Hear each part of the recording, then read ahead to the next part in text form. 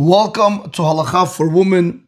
We are in the sefer called Otzar Dinim by Rabbi Yosef Shlita. Today's topic, saying Brit and Torah in Birkat Hamazon. If we look into Birkat Hamazon, the first blessing in Birkat Hamazon opens up with Baruch Atah Hashem, Elokeinu Melech Ha'olam, Ha'el Hazan Otanu, etc. And the blessing concludes with Baruch Atah Hashem, Hazan et Akol. That is the first blessing that one needs to recite in Birkat Hamazon. The second blessing, which is Noda Lecha, begins with Noda Lecha Hashem Elokeinu, Al Shinachalta La'avotenu, Eretz Hemda Tova Ur Chava, Brit v'Torah Chaim, etc. Now I want to focus on these two words. In the blessing of Noda Lecha, you have over there two words that should a woman say it or should a woman not say it. Which are those two words? The words which are Torah and Brit. Brit v'Torah. Now what does Brit mean? Brit means circumcision. Torah means learning Torah. Now you have over here a very big dilemma. If a woman is not obligated in circumcision or in learning Torah, like men are required in learning Torah, even though she needs to learn the laws that are applicable to her, nevertheless, comes Rav Chaim Igal and he wants to address the issue. If women are not obligated in circumcision and they are not obligated in learning Torah, are they allowed to say in Birkat Hamazon, Brit v'Torah? Or are we going to tell them to omit it? Let's just see the Halacha and the Shulchan Aruch, and then we'll see what Rav Yitzchak Yosef Shlita has to say. The Shulchan Aruch in Siman Kuf Pei Zayin, that's 187, in Halacha Gimel, that's Halacha number 3, it says, Im lo hiskir b'birkat ha'aretz. Now this is going for men, and I'll just tell you also for women. Im lo hiskir b'birkat ha'aretz, if a person did not mention in the blessing of the land, which is the blessing of Noda Lecha, which is this blessing right over here. Right? Because what do we say? We conclude and say, let me just skip Purim and Chanukah. We go over here. Allah kol Hashem Elokeinu anachnu modin lach u'mavrchim et shemach ka'amur ve'achalta ve'savat u'varachta et Hashem Elokecha al ha'aretz atova Hashem natan lach Baruch Atah Hashem al ha'aretz ve'al Hamazon. So this is the blessing of the land. Right? It begins from Noda Lecha. Right? This is the beginning of the blessing of al ha'aretz. And it concludes with the blessing of Baruch Atah Hashem al ha'aretz ve'al Hamazon. So comes the Shulchan Aruch, comes Rav Yosef Kar, and he says like this: Im lo hiskir b'birkat ha'aretz. If a person did not mention in the blessing, basically in the blessing of Noda Lecha, Brit v'Torah, he didn't mention these words. Right over here, Rabotai. Brit v'Torah.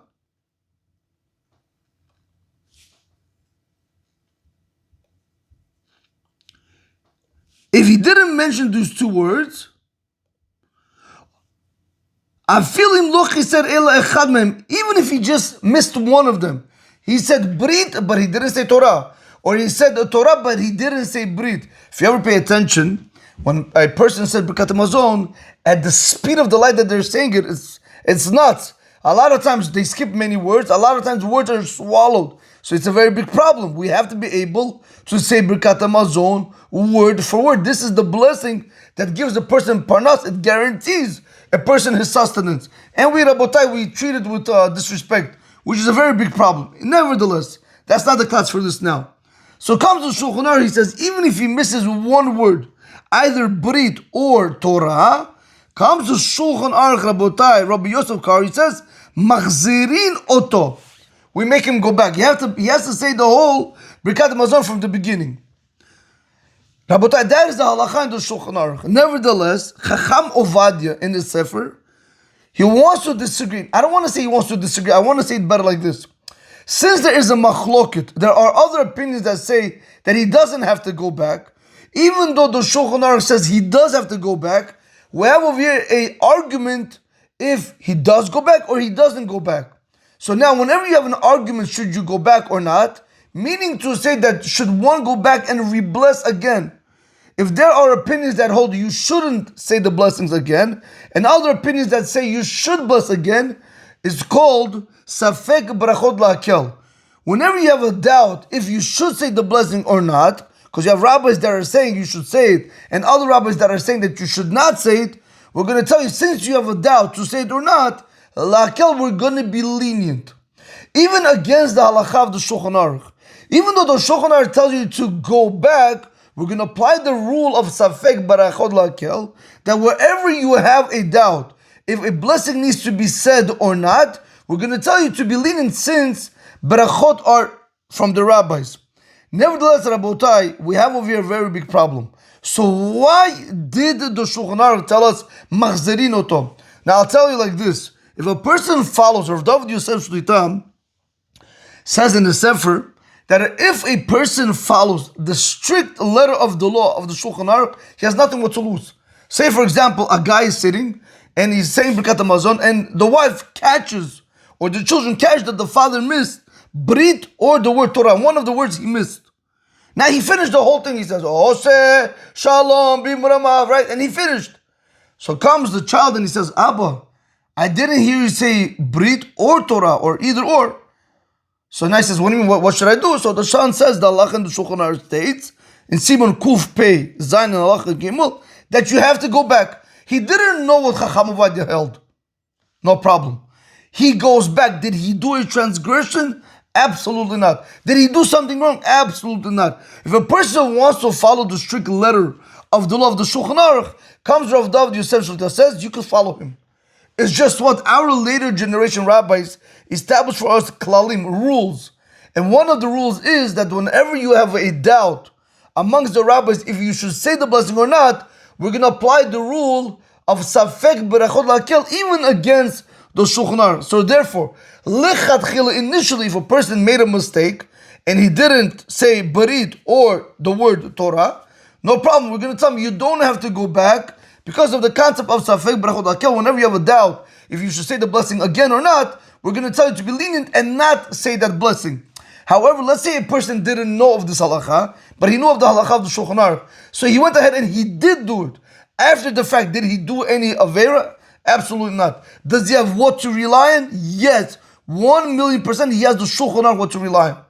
Nevertheless, Rabotai, like we started saying this halacha, if a person, according to the letter of the law, if a person misses the word either Brit or even the word Torah, either or, we're going to tell him according to the letter of the law, he has to go back and repeat the whole Birkat Hamazon. Came Chacham Ovadia, said no. Since we have over here Safek Brachot La'akel, we're going to tell you to be lenient and not go back. So therefore, if a guy misses the word Brit or Torah, we're not going to require him to go back and repeat Birkat Hamazon from the beginning, but rather let him continue finishing Birkat Hamazon, but let him be careful next time to pay attention that he's saying every single word with full concentration.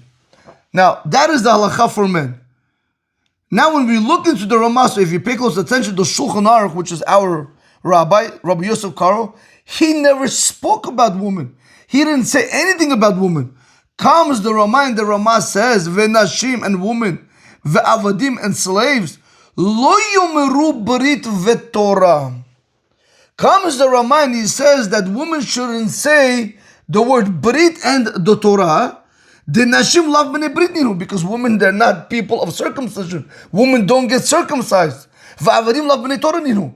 And slaves, they're not people of who are obligated to learn Torah, because slaves have the same laws of women. Just like women are exempt from learning Torah, meaning they're not obligated. They have to learn their laws. They'll get rewarded, but they don't have the same obligation like a guy. So to a slave. Slave has the same laws of a woman.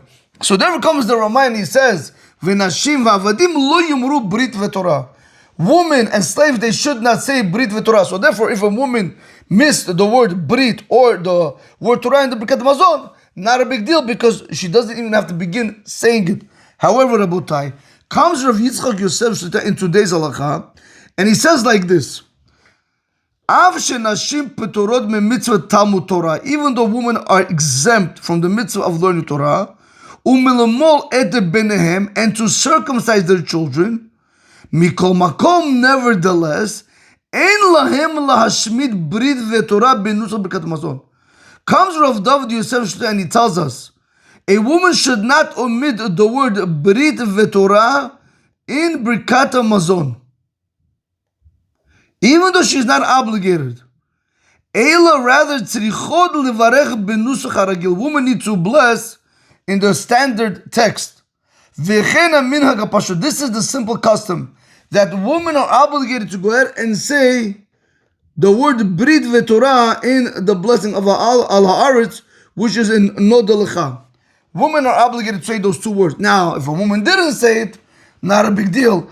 If for a guy who doesn't have to go back, how much more so she doesn't have to go back, she has more reason why she shouldn't even say it, because she's not a person of Brit. Number one, she doesn't get circumcised. And now we saw from Rav Yitzchak Yosef, she's also not a woman that has the obligation. She's not obligated in the mitzvah of circumcising her children, meaning her boys. And also she's not a person who's obligated in learning Torah.